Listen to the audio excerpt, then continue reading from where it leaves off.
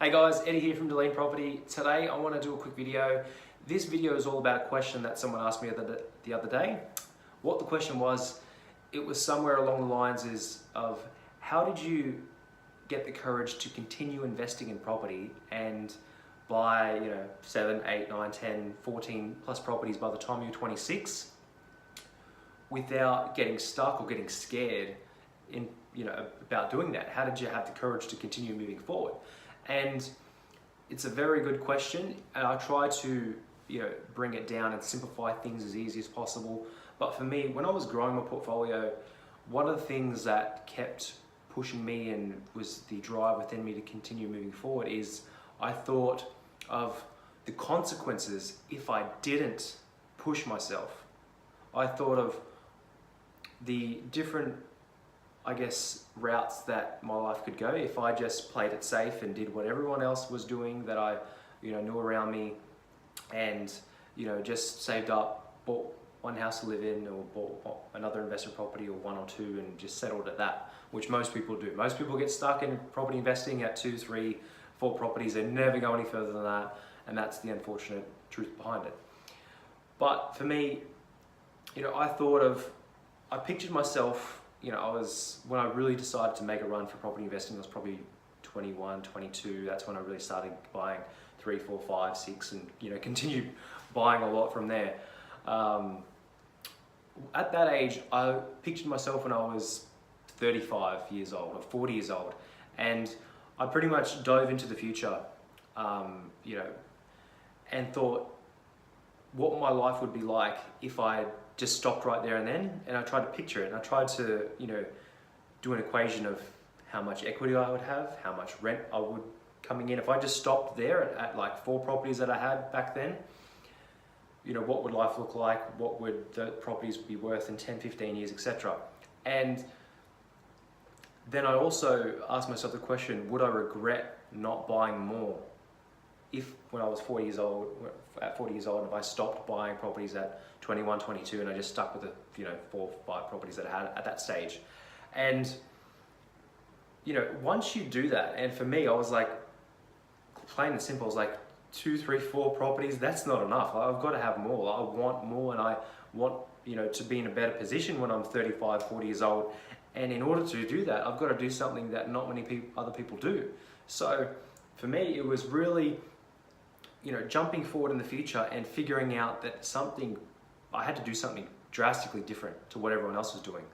Otherwise, I'd be just like the other people when I spoke to, and they're 40 years old, saying, I wish I bought property when I was younger, and I wish I didn't spend my money on cars that went down in value. I wish I didn't go on, I wish I didn't just blow money here and there and all that kind of stuff. Because I was, talk to people when I work in different jobs, and I was 22 at the time, and they'd be 45 at the time, and they all say, I wish I bought a couple more properties when I was younger, now they're worth so much, or I wish I didn't blow my money on this and that. So I didn't want to be that person, in the future when I'm 35, 40, and I'm 27 now, so I've still got a lot of time up my sleeve, thankfully. And I'm at 14, going to buy my 15th property soon, so there'll be 15, so just 5 more and I'll get to 20, which is exciting. But that's one of the things that I did, as I thought of, if I don't take action now, what are the consequences? Am I going to regret not doing this? It might be scary now, and it might be taking that leap of faith. And I hope this video can reach someone out there that, even if you're looking to buy your first or second property, and it's scary, you're putting your money up front and all that kind of stuff, and you're not sure if you should do it or not, or you should just wait for another 6 months, or you should wait for another 12 months. There's always a great excuse, say, oh, wait till I have more money, and 6 months or 12 months, but something always comes up. If you keep putting it off, you're going to keep putting it off for years and years and years, and then you're going to be kicking yourself, in 5 years' time, 10 years' time, 20 years' time, 30 years' time, when you didn't do something. What I've learned about property investing is about getting out of your comfort zone. Almost a lot of the properties I bought, didn't feel ready. Like I was buying my 7th one, I was like, oh, I didn't feel ready. Buying my 8th, 9th, 10th, 13th, etc. You've got to do stuff that is out of the ordinary to get ahead. That's what I've learned. So that's, I guess, going back to the question, one of the things of how I continued moving forward and built up the courage, you know, I just kind of dove in there and did it. And, you know, I thought logically, took calculated risk, what's the worst that could happen. And bear in mind, I always did my numbers. I always made sure that the property would pay for itself. If I lost my job, the property was covering itself. If I bought it for 300,000, it would rent out for 450 per week. If I bought it for 200,000, it would rent out for 320, 330 a week.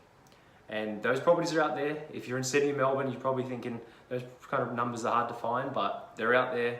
And if you would like to find out more information about those kind of properties and where you can find them, check out some of our other videos on YouTube or on Facebook, or just check our website out, or send us a message and get in contact with us, and we're more than happy to have a chat and see if we can help you build your portfolio. So I hope this helped someone out there that was wondering, you know, how I built up the courage to continue buying property, you know, especially being so young, and I'm still pretty young. So it all comes down to putting things in perspective and, you know, looking at yourself 10, 15, 20 years down the track. What's going to happen if you don't take action? How are you going to feel if you don't take action? Are you going to be disappointed in yourself that you didn't take the chance to better your situation? So I'll leave you with that. And thanks for watching, guys, and I'll catch you next video. Bye.